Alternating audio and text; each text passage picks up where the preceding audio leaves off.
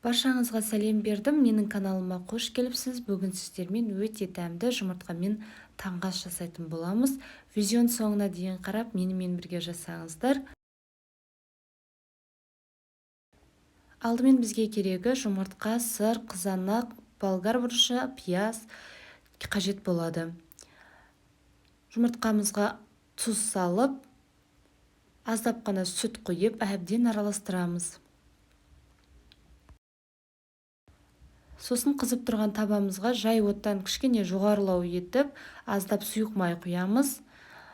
Майдалап туралған пиязымызды салып, кішкене сарғайғанша қуырамыз. Сарғайған соң болгар бұрышын салып, тағы да араластырып, бетін жауып 2-3 минутқа қалдырамыз. Оттың асты орташа емес, орташадан аздап төмендеу болуы қажет. Тағы да қызанағымызды алып, тағы да 1-2 минутқа бетін жауып қалдырамыз.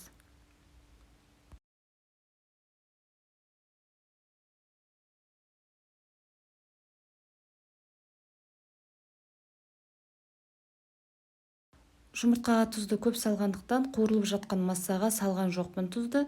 Ал енді жұмыртқамызды салып араластырамыз.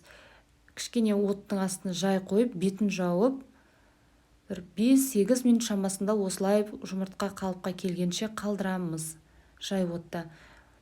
Бетіне үкіштен өткізілген сырымызды салып, ерігенше 3-5 минут шамасында тағы да бетін жауып қалдырамыз. Кесіп алуыңызға да болады, немесе астын осылай босатып, тарелкаге осылай түсіріп алсаңыз да болады толық. Міне біздің өте дәмді, ерекше, міндетті түрде жасауға кеңес беремін. Астарыңыз дәмді болсын, сіздермен болған Умида.